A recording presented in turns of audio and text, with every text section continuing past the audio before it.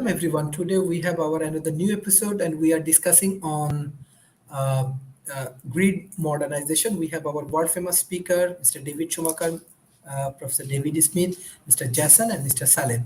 First, I would like to give chance Mr. David Schumacher. Yeah, hello, Sharif. Grid modernization. Yeah, another great topic like you always select. So I want to talk about this from a couple of different ways. First off, why do we even need to do any kind of grid modernization? After all, especially developed countries have a well built out system, right?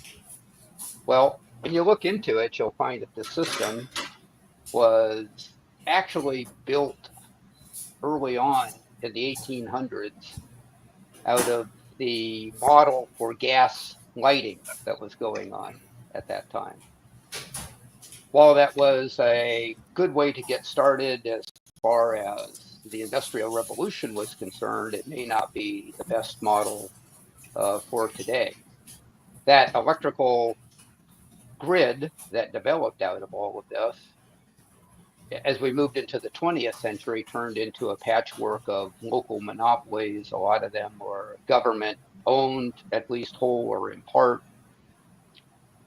That sense generated into, well, kind of the complex map that you see behind me. So that's the map of the United States broken out. And over here, this is the eastern side where most of the US population is at. And these different colors represent different geographical areas. On the right, my right, is the West, less populated, and it is one big geographical area. And these are for administration and so forth. However, each one of the 50 individual states monitors and regulates their own electric industry. So we have a situation where we have this patchwork that's developed ad hoc over a century or so, and it may not be the most fundamentally designed correct way of doing this. So this brings in the idea of smart grids to bring us into a 21st century approach. For example, the current system that we have operates on a just-in-time model.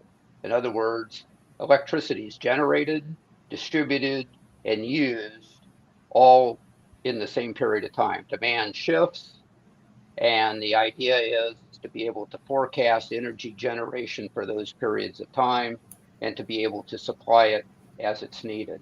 That's actually worked pretty well in the past. And in the past, there really wasn't a good means to be able to store energy, if you will, and then be able to produce it on demand. In the 21st century, with battery technology changing, with communication changing between devices and being able to signal exactly what's needed and to provide information on loss between the sender and the receiver, we have opportunities to be able to use technology to be much more efficient. And besides being efficient, it's really necessary because of all the new electrical innovations that are coming online. Electrical vehicles, for example, is a big demand and an opportunity at the same time. The demand, of course, is more electrical demand maybe overnight than we would have had in the past as vehicles are charging. But then in a smart grid system, those electrical vehicles can also be a battery source that can be drawn upon if they're managed properly. There's an ad by one of the major automotive manufacturers in this country where they show somebody coming home in their electrical vehicle truck and their house is without power, and they plug their truck into the house and the house lights up. So this is not a far-fetched scheme as far as being able to tie transportation and electrical technology together. We will be able to operate with some type of inventory going into the future. So the big challenge is not technology, which I talk about a lot on the forum. I think it's more government and public policy. how do we keep innovation at the forefront of developing a more modern grid through smart technology?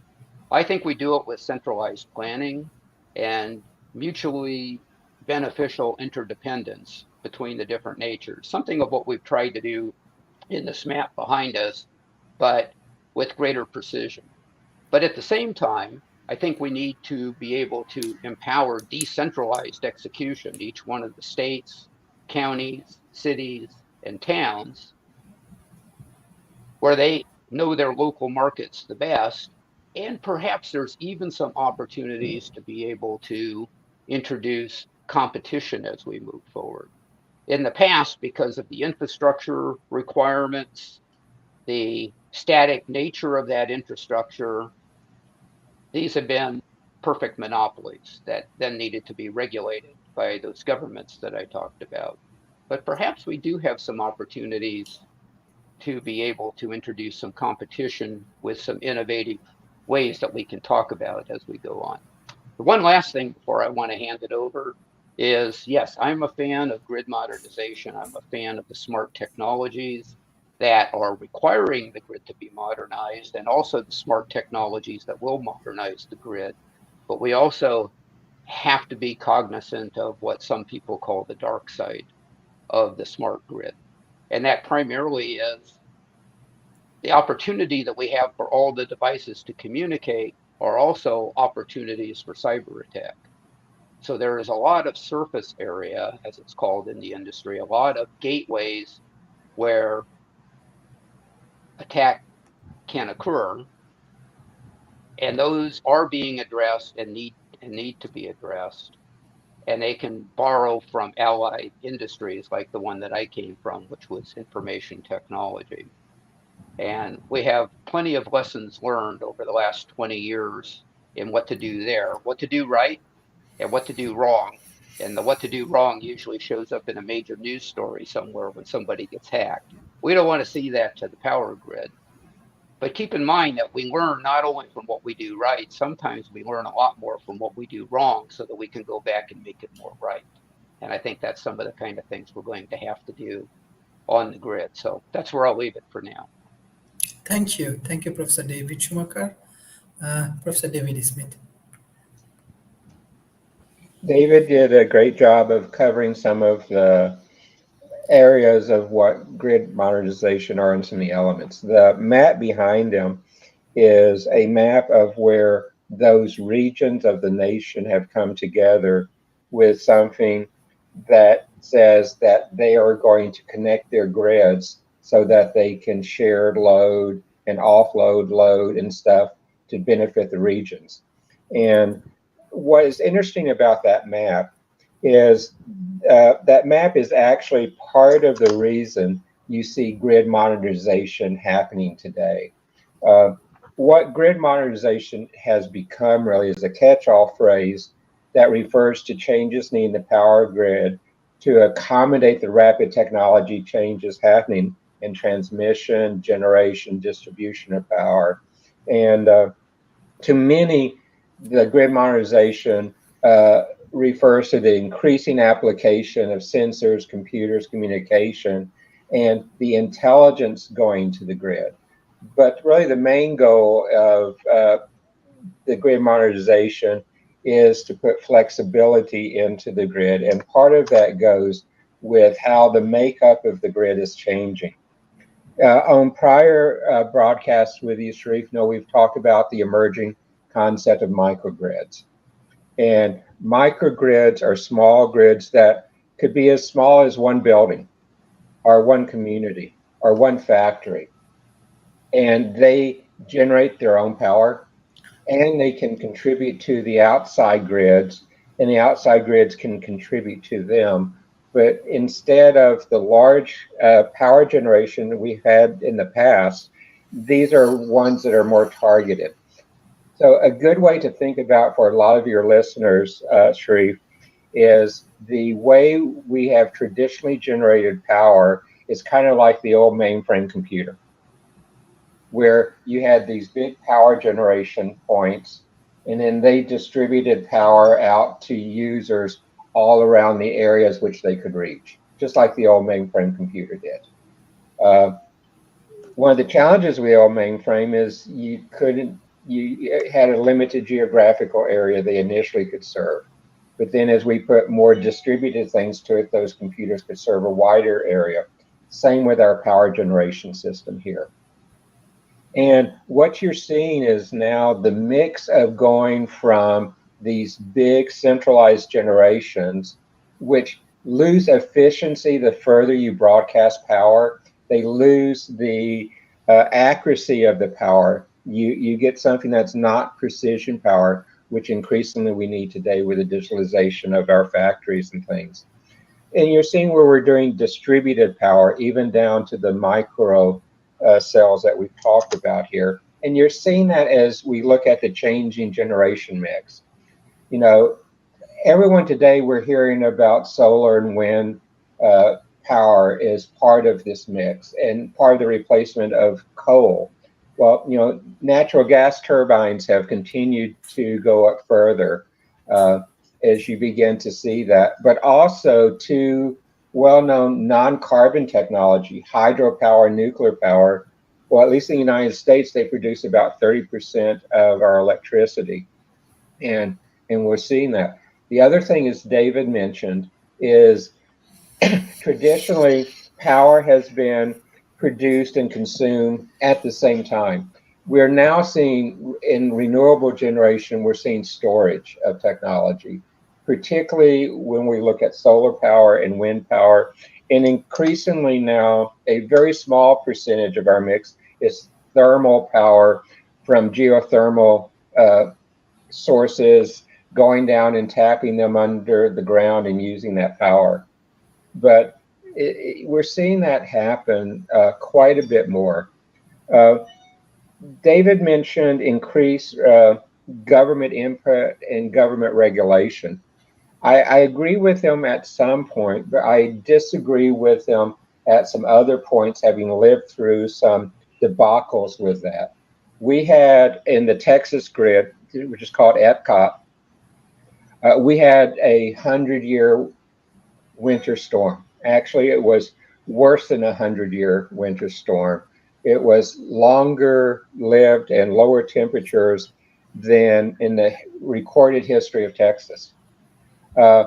We maintain our own grid here, but we interconnect with the national grid and the other grids which are behind David.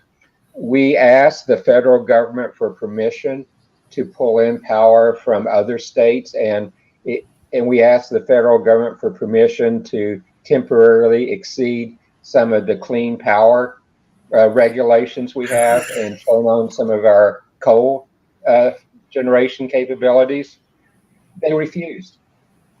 And the impact of death, the impact of the economic impact on Texas was severe. I went 7 days without power and without water because it takes electricity to pump water. And it wasn't because we didn't have the resources. It was because of regulation at the federal government level prohibited us from using those. And so that's an instance where when I looked at the microgrids which were established around us, and many of the microgrids are exempt from federal regulations, they were up and running, but those which were under the federal regulations were dark because of the administration at that time did not approve us exceeding and interconnecting some of the other sources. So I agree there's a lot of elements here, but the power grid modernization is one that has to happen.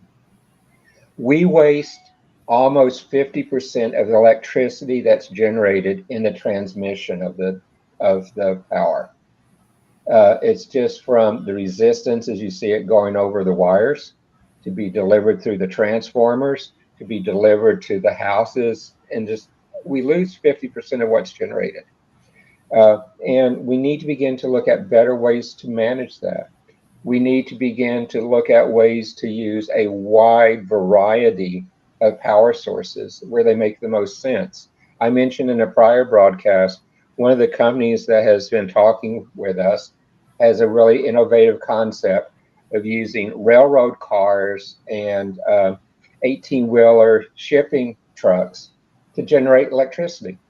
They generate it into batteries that occupy whole train cars, just using the momentum of the wheels that are underneath the car. And then they drop that off at cities and it plugs into the grid for power. I think that's a very innovative approach. We're seeing it other places where we can use kinetic energy as part of the way to generate power. But all of these things come together today to create a smart grid. And this grid modernization is understanding the grid's getting smarter. And the grid modernization is understanding we have to get to these micro cells where we can control the quality of the power as well as how the unique characteristics of each regions are. If you look over David's right shoulder and look at the Western power grid and see where it runs from Mexico all the way up into the northern part of Canada, there's so many different extremes there. From the frozen upper plains to down in warm Mexico, where you cannot apply the same policy, you cannot apply the same approaches through them. The way you have to deal winterization versus the summer side in the south part are all different. And while from a purely public policy standpoint, that map looks great, but when you begin to talk about it from grid modernization, from efficiency and effectiveness of the power generation, transmission, and distribution, there's so many variables in there that is more of a public policy statement than a one that actually supports grid modernization. So that's my first remark. I can go on and on about this. In the United States, there's something called EPRI, Electric Power Energy Resources. I actually produced their first roadmap, David, that they did years ago, and have been on their advisory board for some on and off for time. They're trying to grapple with this across all of the generators and all the distribution points with it. And their roadmap of grid modernization is a great example to begin to use because it puts many of the elements into it. And we can go ahead and put more into it later, but I've talked too long right now, but that's kind of what grid modernization means and some of the challenges. Thank you. Mr. Jason. Well, it's okay if the Davids want to talk a lot because, I don't really have a whole lot to say here. So, you can have my time. But I was wondering if David Smith, if you could maybe drill down a little bit more on what happened in Texas. I mean, because I was hearing that, at first they're blaming it on the windmills or something. And then, what really happened? Why was that? You would think that, because that seems pretty like a big failure. Where did that go wrong? Go ahead. Jason, you're right. It was a big failure, but it was very interesting. And again, it was, many people said, a 500-year storm. And prudent planning says you don't plan for a 500-year activity, or you would way overbuild. So, for example, Texas, my experience in Texas is we might get snow one day a year. Maybe every 5 years you have snow stick to the ground. This was where we had snowing for over 10 days, and we hit all-time low temperatures. And in effect, it's just like, though, if you go up when in the middle of the summer to New York, to New Jersey, that part of the country, you have people dying up there because it's 90 degrees. Last week in Texas and the week before, we were above 100 degrees every day of the week. So we were, Sharif, what is that, about 42 degrees centigrade every day of the week here. We didn't have people dying at 105 degrees, where you saw that up east, but they're used to snow. we don't get snow much yet, get ice and snow that long. So our wind generated power doesn't have the same winterization that they have up east, up north. But by the same token, if they had windmills failing at 90 degrees because they were not constructed to work in a hot environment. So those are some of the factors. And the regulatory side is, like I said, one of the things we do in Texas is because our power generation requirements go down in winter versus when it's hot, we're running more air conditioning stuff all the time. Well, that's when power plants do maintenance here. So in the middle of the winter, you have more power plants offline doing maintenance. Well, when that storm hit, we needed the power generation, and they were doing their annual maintenance, and it wasn't available. And like I said before, Texas got really, what's the appropriate way to put this? The federal government did not work with Texas during that event. We had other generators we could have brought online, but we needed a temporary exemption to bring more coal power back up. And the federal government said no. We asked for exemptions to be able to bring online some other power sources that were here before, and the federal government said no.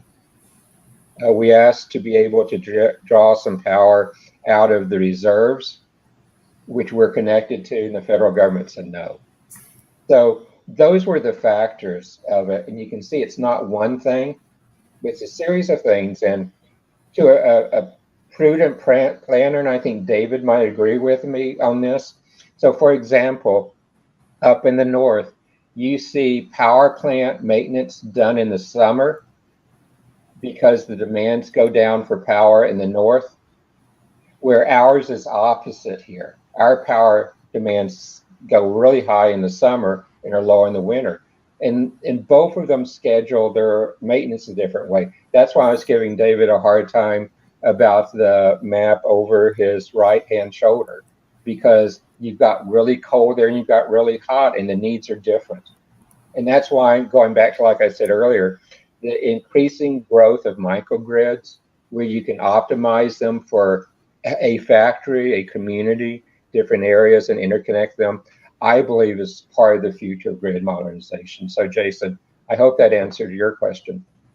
Yeah, I'd like to pop in and add a little one to the end of that if I can. Go ahead. So when I didn't actually use the term government regulation, what I talked about was centralized planning, and that's a different story. Yeah. So some of you know that my background was 25 years in the United States Air Force, and Air Force Manual 1-1 says centralized planning, decentralized execution. That is the basis of everything Air Force, and for that matter, everything that flies in the sky, because just as David Smith was talking about, you can't predict the weather with the level of accuracy that we would like to have. As you've seen lately in air travel, you can't predict demand and supply like you would like to have. And that too can be thought of as a just-in-time situation, just like power grid. So that is the model for, if you want to use the term government regulation, but I see it more as government setting standards that come from expectations that are derived from the citizens. What do you expect to have out of this, and what are you willing to pay for? And then that to become a level that gets turned over to local and regional areas to plan on, and then to be able to execute.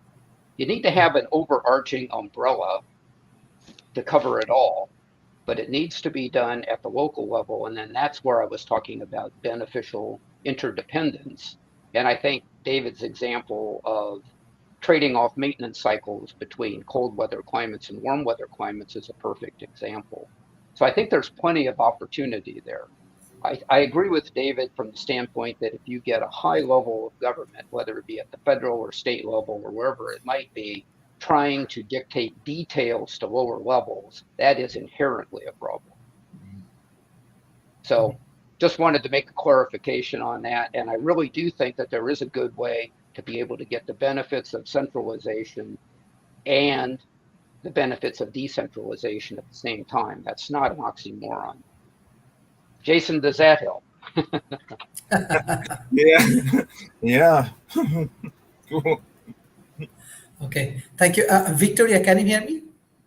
Yes, I'm sorry, guys. I have no video camera today, so it will be only my voice.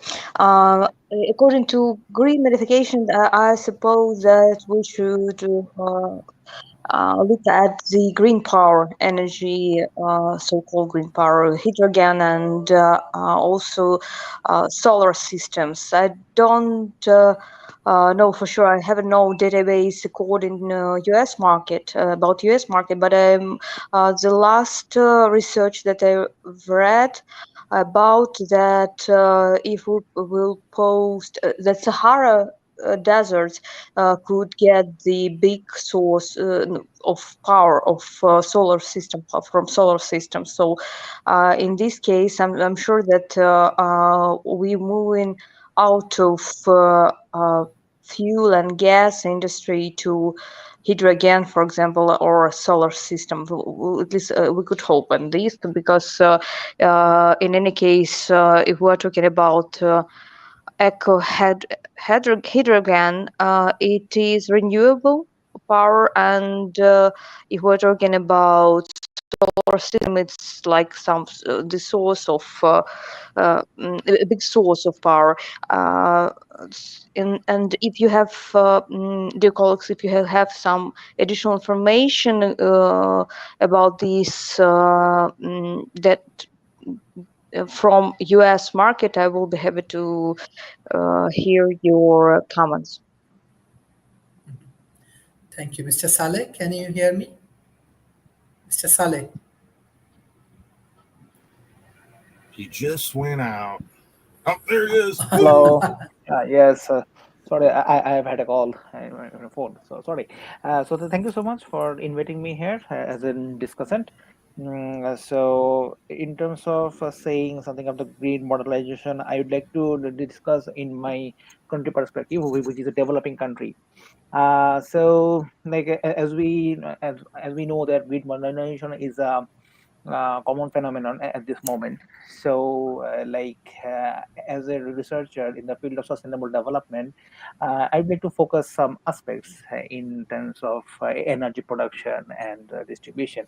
So, electricity is part and parcel in our modern life, and we can't do anything without electricity. But the electricity production and distribution actually creates a lot of CO2 emission all over the world. So which actually adds lots of eyebrows, because it creates the impact on SDG. So, but we try to reduce the impact of CO2 by deploying more technology, more investment in developing mm, uh, green energy plants, or green energy sectors, like for example solar plant, or hydroelectricity, or wind power. So these are the things that we need to concern more about reducing CO2 impact in terms of energy energy production and distribution at this moment. And at the same time, grid modernization is seen happening here in my country, Bangladesh. So we are actually in line with the developed country as well. We reduce the frequency of load shedding at this moment. So load shedding was once very troublesome in our country, but now it's quite manageable at this moment. So actually, it is very important to develop such electricity infrastructure for assuring the growth and sustainability of a particular country. And I would like to share one more fact, the fact that the in terms of assuring the SDG, we have to ensure this grid modernization technology more to the LDTCs as well, like for the landlocked countries in Africa. So actually, this is that quite technology, and this is quite available in the developed country, as we know that. And we, the developing country, we are deploying those factory practice. But I'm not so sure about the LDCs, like the landlord countries in Africa. This technology should be transferred to them as well, and that technology transfer is very important to assure the sustainable development of all of the world, because we are interconnected and interlinked. And if a particular part of a world is developed, and if another part of the world is underdeveloped, we actually can't achieve the sustainability in the over the world, and our human civilization might be in jeopardy. So I'd like to request so everybody, because all of you may be from the developed countries, so please share your expertise with us, those we are from the developing countries, and we actually need to learn more from you. So that's all about me at this moment. Hopefully I will share more in the next phrase. Thank you. Thank you, Mr. Arman. Actually, what I understand, country like Bangladesh, I believe that electricity is not a problem. Problem actually grid modernization. This is actually massive problem right now. So the developed nation, those who develop policy for Bangladesh or this kind of developing countries, this is more important. So we have our uh, great friends, Transhumanist Party, Tandos, all of the interesting group, they are working together. So I believe that the developing nations, most of the cases for their policy development, energy related policy development, they heavily depend on developed nations. So we have to identify our real friend. We need to do more research on policy development, and we need proper planning. What will happen next 10 years or 20 years?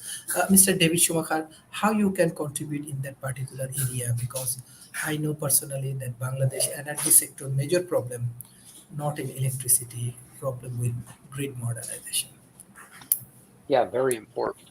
And I want to go back to what we talked about a little bit earlier as an example. I think what David Smith talked about what happened during that 500-year storm in Texas, addresses the question that you just asked me.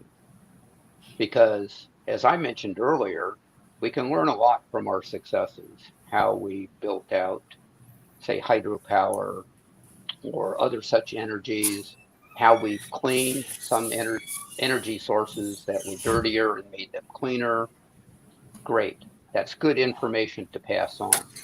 But I think really good information comes from events like that 500-year storm, because it points out the weaknesses that are not otherwise seen in the system. The system needs those stress tests, even though they are horrible at the time, just like anything that happens in our own personal lives might be horrible at the time. We can use that failure, if you want to call it that, as a teacher to learn from. So you mentioned about Bangladesh having electricity, but needs grid modernization. By studying what developed countries have done right will take you so far, but you also need to study what developed countries have done wrong and learn from that, perhaps even more. One last thing about that, though, is that won't make you bulletproof, because there will be challenges that will come about in Bangladesh that will not come about in Texas or Arizona or even Malaysia, where you're at right now, Sharif. There will be local situations that some of which you can predict, and then there's going to be others that will happen that you're going to go, wow, never thought of that. But you can take what's out there and learn to develop from that, but you need to bring the right players together at the right levels. So going back to the Air Force example that I had, we have, when it comes to air combat, you have generals that decide what the overall plan is going to be. And then you have field grade officers that deploy that plan. When it comes to flying, those are typically company grade officers that are flying those airplanes. And then you have people like me, NCOs and senior NCOs, that are the ones that keep those airplanes fueled, flying, and munitioned so that they can go do their business. Everybody has a part in what goes on. So even though the planning is done at the general officer level, I've sat in many, many meetings because they pull people together at all levels and in all different types of airframes, if you will, to learn what's important, what breaks, what's broken in the past, and how to put together a better plan for next time. And it's a constantly regenerating cycle that you'll never, ever get 100% right. But you can get a long ways towards there and even going through the planning processes, be better prepared for those unexpected emergencies that come up. So I think that's some of the kind of things that can help answer your question. Thank you, Mr. David Schumacher. Mr. Jason, you are also from Trans-Humanist Party.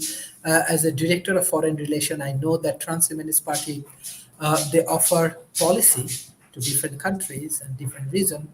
It's 100% free. Am I correct? Mr. Jason, can you share something Oh, about Trans-Humanist policy? yeah. Sorry, I just did something. Anyway, I completely lost where I was about that trans. Well, we actually, our policy is to not influence. So we're like for not subsidizing either or, fossil fuels or and I actually want to bring that sort of question up for debate because I worry that as free energy, not free energy, but they're open systems, but it has the effect of being almost free. When those start to come online more, the price of energy I expect to go very low. And I worry that the free market, with the way it is, isn't going to handle that very well. I mean, our policy at the USGP is to just, is more of a hands off, um, and of the free market and but I don't know about that. I'm wondering if the Davids maybe have any insight into that. I've been reading Colin Chase's Economic Singularity, and that was in there, and it made me think about our whole policy differently because I just don't see a hands-off policy on the free market working so well through that transition. And so I'm just wondering what you guys think about that. Go ahead, Sherry. Thank you. Mr. David Schumacher, you want to add anything on behalf of Trans-Humanist Party's policy implementation? Because this Friday, Thursday, we are collaborating with Energy Ministry of Bangladesh. We will work with 55,000 employees of Bangladesh Energy Ministry. So, yes, I know that developing nations want better policy, want better contribution. So, how Trans-Humanist policy can help? Okay, so my job at the Transhumanist Party is Director of Applied Innovation. So expect to hear an answer that comes from that viewpoint. So I think innovation is exactly what Jason's talking about. And innovation means seeing things through a different lens so that we can get more value out of it. So let's say that we develop energy that drives the costs way down and you don't have the cost competition in energies, as Jason was talking about. But that doesn't mean that we're out of room to innovate, and that still doesn't mean that there aren't different competitions that can come around. For example, If the energy itself costs very little, but then there's still the transmission of that energy, there's still the allocation of that energy, there still is value in what the energy is powering, those become areas for innovating. And those then become the levers of the free market system, from my viewpoint, because there'll always be an innovator, an entrepreneur here going, what's the value statement? The value statement then essentially becomes, what can I charge and where can I produce value that people will pay for those charges? So to try to be maybe a little more clear, if the value is not kilowatts per hour, maybe the value is being able to drive my electric car over longer distances or something of that nature. That becomes the innovation area, and that's where the levers of innovation, entrepreneurship, and I think the free market works quite well. I'm actually a very big fan of the free market, but we've got to not get stuck in the mindset of how things have been in the past and realize that the free market has continued to adapt over decades and centuries and will continue to adapt going forward. And I'm interested, if you are, Sharif, in hearing David Smith's comments on that. Thank you. Professor David Smith, what you want to add for innovations? How Tando can help the developing nations' research and innovation industries? Well, Sharif, there's a lot of actually research going on this whole grid modernization, because as you look at it in the electric distribution systems, and we use that as opposed to just grid modernization, there's what something called the 3Ds. Part of what you want to do today is you want to decarbonize. So that's part of the green energy initiative. Part of it is you want to decentralize. And I spoke about that earlier, and I'll talk a little bit more about right in this second. And you want to digitize. And these 3Ds are real important, whether I'm in a developing nation or a developed nation. And that's really the future of where we're headed with this. And so as we look at the focus of the energy grid modernization, we have to look at the relationships between the large grids, smart grids, microgrids, and DERs. And with grid decarbonization, we're bringing power supplies closer and closer to where the power is consumed. And that really will help us as we look at the green impact with this. So rather than having those large centralized power stations, there's going to be numerous small decentralized stations providing energy generation and real important storage and controllable load at the grid edge. And why is the power at the grid edge important? Is you do not have to spend as much on infrastructure as you do with these large, inefficient central generation, where you can generate more power at the grid edge.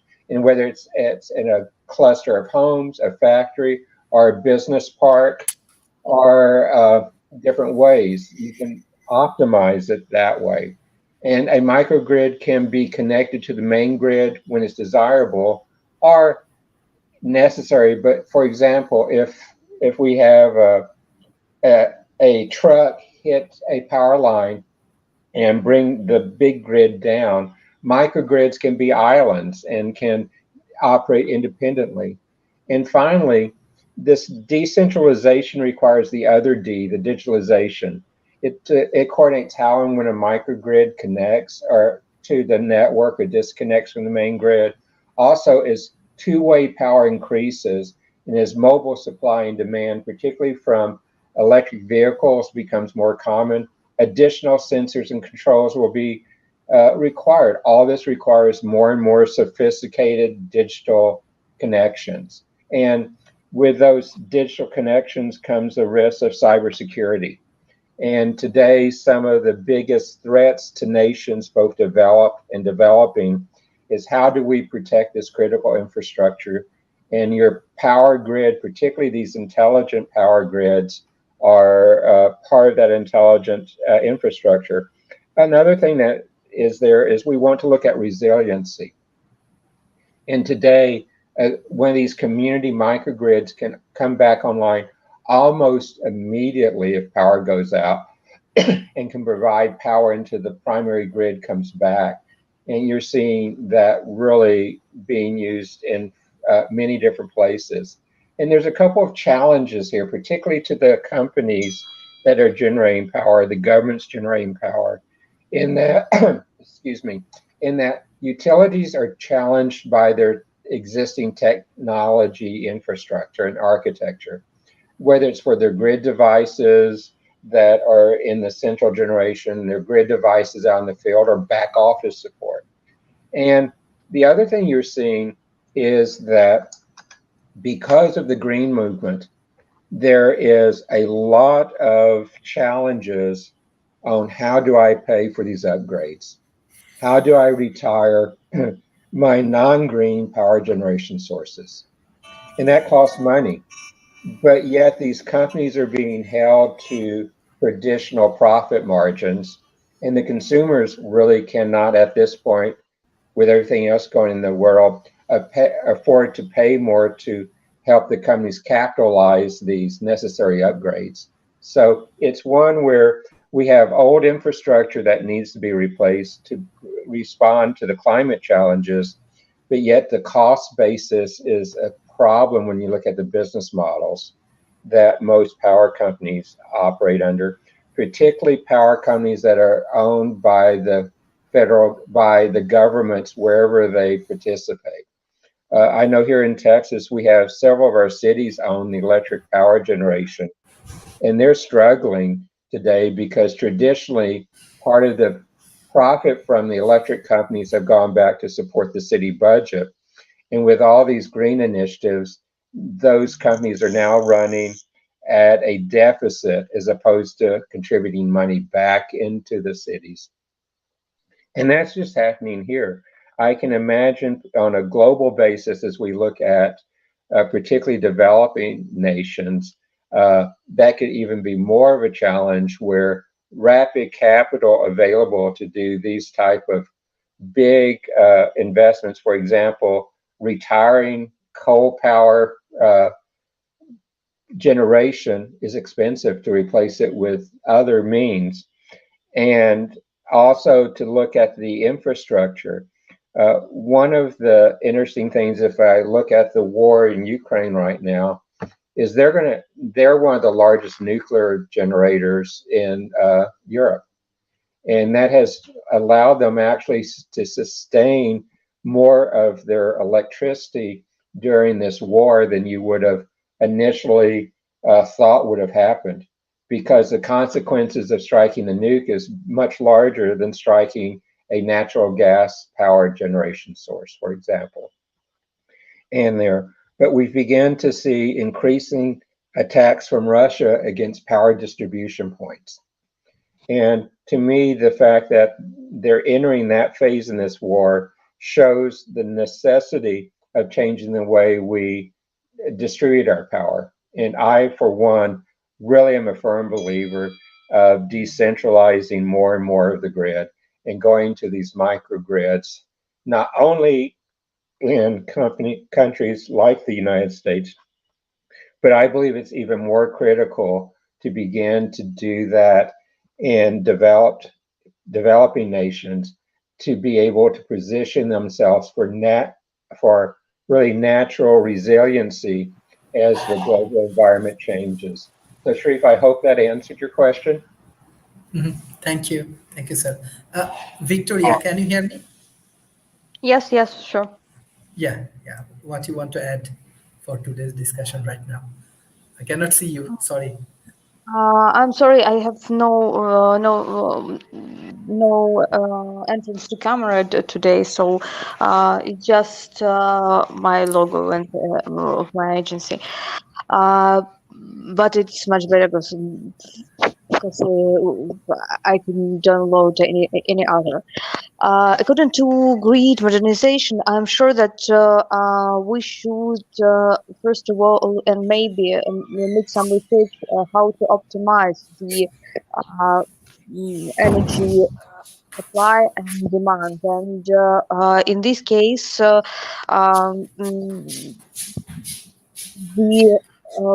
our future is targeted only on green power. And because how we see right now, all the economy was targeted on the Russian market or fuel market, gas market, and that's why we have some options to be manipulated on them, or have some.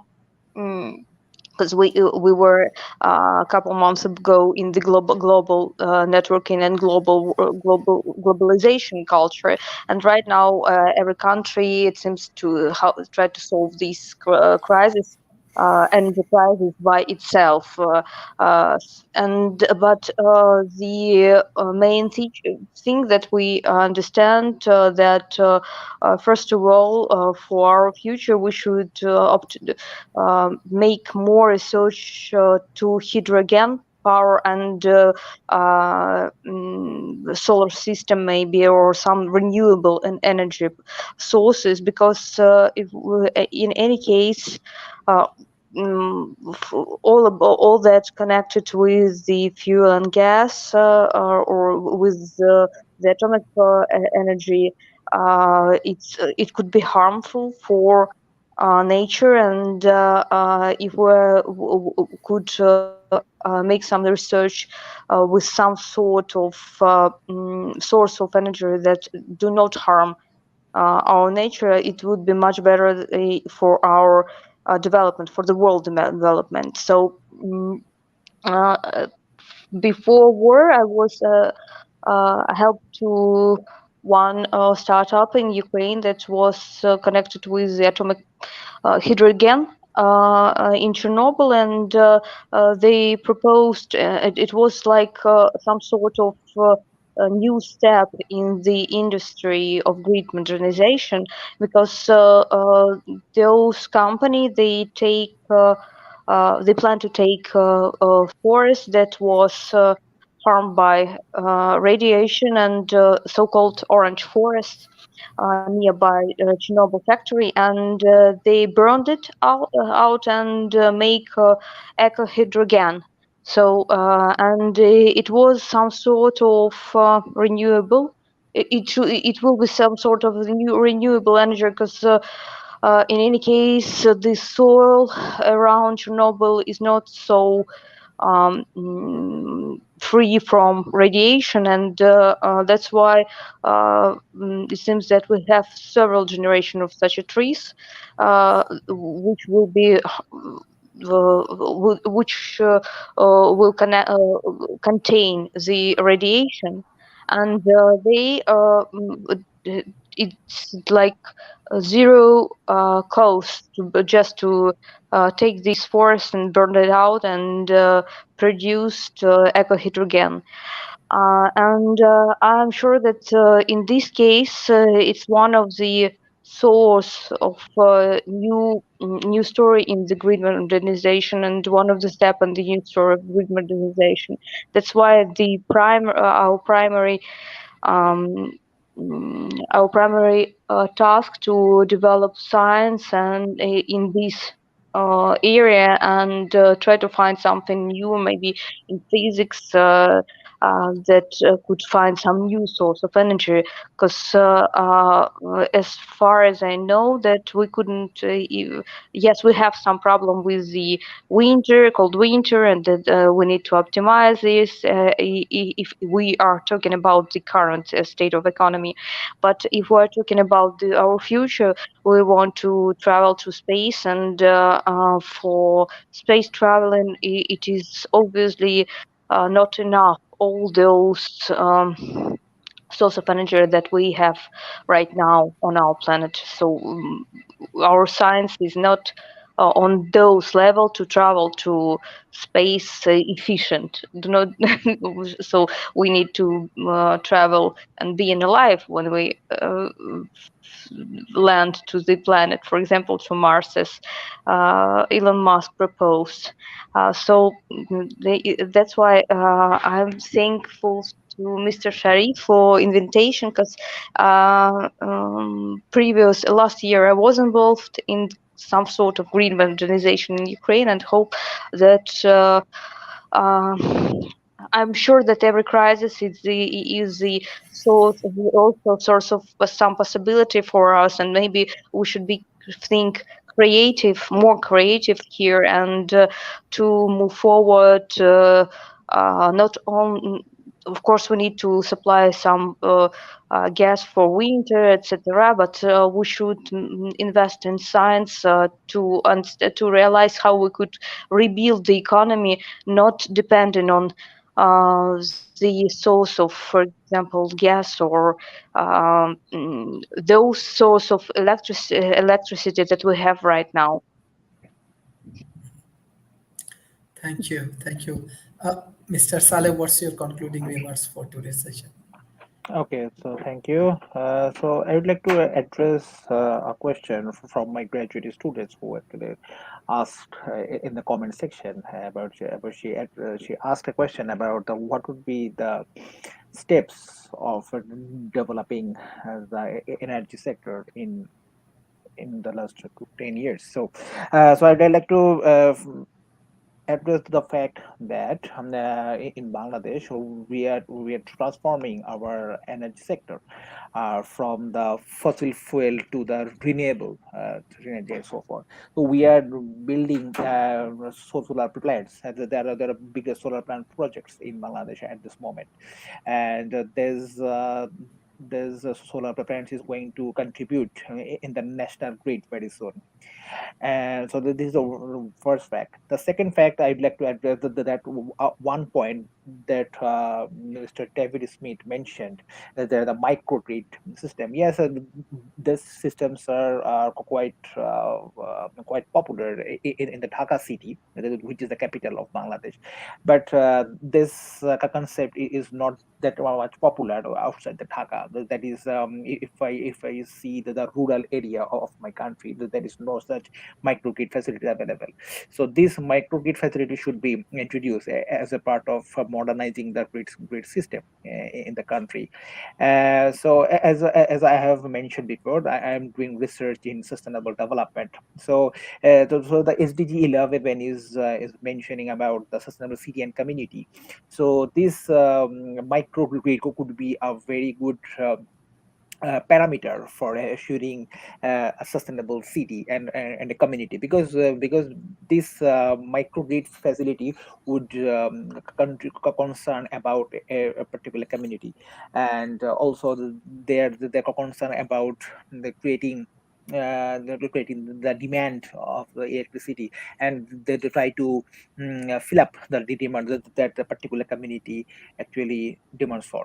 So these are very good things. And the third thing I would like to mention about the some future aspects, that is that like using the waste in electricity production is the third steps of ensuring the electricity production, and the things that and we have established some plants that actually use the waste to create to create electricity. So actually these projects are very promising in the focusing of the sustainability of the electricity production.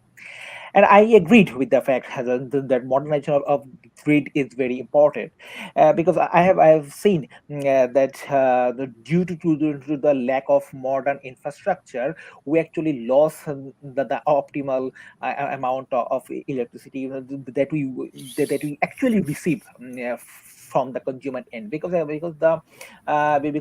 some system loss is there. So due to this system loss, the electricity producer produce electricity, but actually when it comes of coming to the actual the consumer, like we actually receive minimal electricity. That is that is supposed to not give. So the grid modernization is should be the primary focus of our energy sector in the countries. And at the same time, this energy loss or the system loss of the electricity distribution is a common phenomenon in other developing countries and LDCs as well. So these factors should be kindly addressed. So definitely, the future of grid modernization should be more sustainable centric. That is the SDG 7 that we know. So, like yes, any kinds of developing in the grid modernization should be addressed properly of SDG 7. And thank you so much. Thank you. Professor David Smith, what's your concluding remarks for today's session?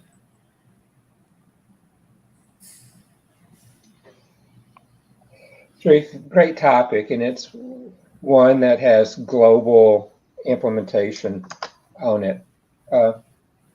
So a couple of quick closing thoughts.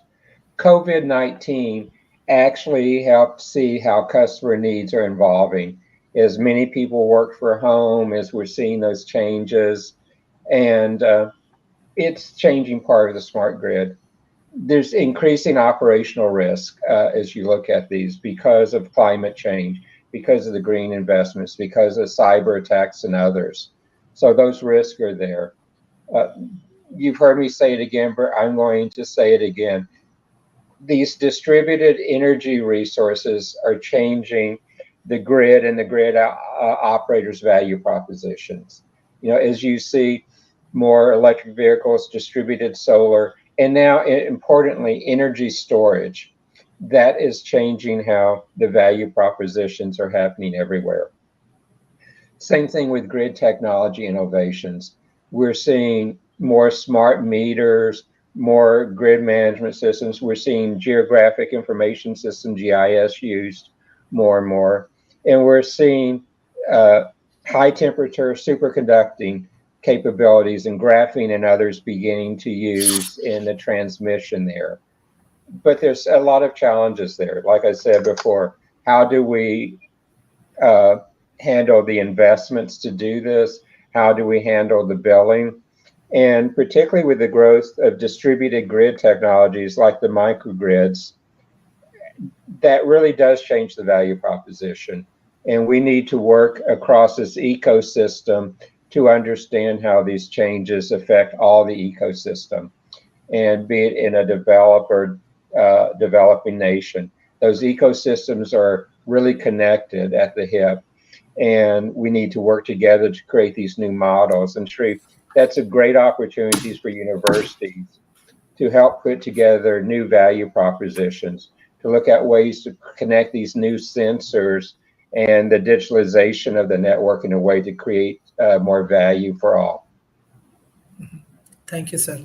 Mr. David Schumacher, what's your concluding remarks for today's session? Well, I agree. This has been a good session, a good topic, and I learned from the other contributors here today, and to them I say thank you. My final remarks are, we're fortunate, I think, as a world, developed and developing countries, that there is much innovation in tech going on. I think the innovation that we needs to be in the public policy space. I think that's where the real shortfall is. We need to not look at the past other than to know how we got where we are, but we don't want to be stuck in the past as a way of trying to regulate, if you will, or organize or plan for new technologies. We policy leaders need to maintain a focus on the emerging tech for consumers and for producers at the same time. We're going to see tech for consumer producers, people that produce some of their own power and redistribute it, as I'm fortunate to be able to do. But we need to keep our ideas open, and I think developing countries, Malaysia, Bangladesh, and others actually have an advantage in that area, because from what I hear, the governments are far more interested in looking at new possibilities as they want to modernize and move forward. And a disadvantage, I think, from some developed countries is that they have such a legacy system in place. David Smith did a good job of talking about what it takes to retire or to reshape those, what it costs in money and time, that places us at a bit of a disadvantage. So learn from us and then go out and produce things that we can learn from you. In tech, yes, but I think also in how public policy can shape this for the future. Thanks, Sharif. Thank you. Mr. Jason, what's your concluding remarks for today's session? Yeah, I was just putting a link in the Facebook chat. This is something I think would be interesting to do for your convention.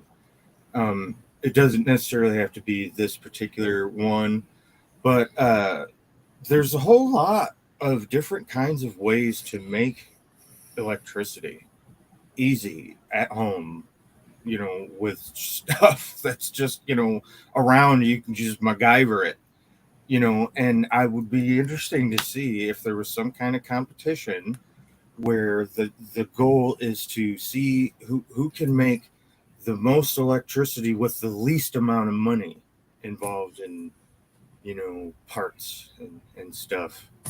And the link I added there is for Tesla's apparatus for the utilization of radiant energy. It's just a plate up in the air with a ground and wire and an oscillator and a capacitor. The oscillator just discharges the capacitor, and it isn't a lot of energy. I mean, it's not like it's going to run your house, but it's like, what, $10 worth of stuff, so I think there's all kinds of stuff that people in developing countries could MacGyver up just out of, junk. There's them crystal batteries. There's lots of different stuff. So I hope, in your convention, we get a chance to look at some of all these different ways, and I think it would help people to do that little thing, because it helps you understand how, we're almost like living in a giant, dynamo. There's energy all over the place, man. We're swimming in it. It's not, and I'll save all the rest, but it's awesome. We live in a sea of energy, so it's there, and there's easy ways to get it. So go ahead, Sharif. I'll just stop there. Thank you. Victoria, what's your concluding remarks for today's session? I already told that we should invest more in science, how to modernize, how to make more efficient the grid system and the electricity system. Because all those equipment that we use right now, those electricity station, that network, it exists for decades, and it is obviously that we should find something new, because it helps to move science and innovations and our networking between each other. Because for 20 years ago, we do not use internet, or use it not so. We have no Wi-Fi, for example. Right now we have a Wi-Fi, so maybe we should look at this angle as well, as and also we should determine and to research a lot in the frame of renewable energy. Thank you. This is really great discussion. Especially, I believe that This way we can give some guideline for developing nations, and this is the way of collaboration in between developed world and developing nations. We have very special episode this Thursday with Energy Ministries. We actually start a series with Energy Ministry of Bangladesh. So I want to invite you all. I know that all of you are very busy, but if you get chance to join this collaboration, hopefully we can do some real life projects and we can contribute a lot for developing nations. Thank you, Professor David Schumacher, Professor David Smith, Mr. Saleh, Mr. Jason, and Victoria to joining today's session. I request all of our audience, please share our content as much as possible. I am observing there are some students from different developing nations. You can utilize our content. It's 100% free, and especially uh, uh, you can use our content for the developing nations, and through this process hopefully we can develop a knowledge based economy. Thank you everyone. Thank you. Bye bye and take care. Bye bye. Bye.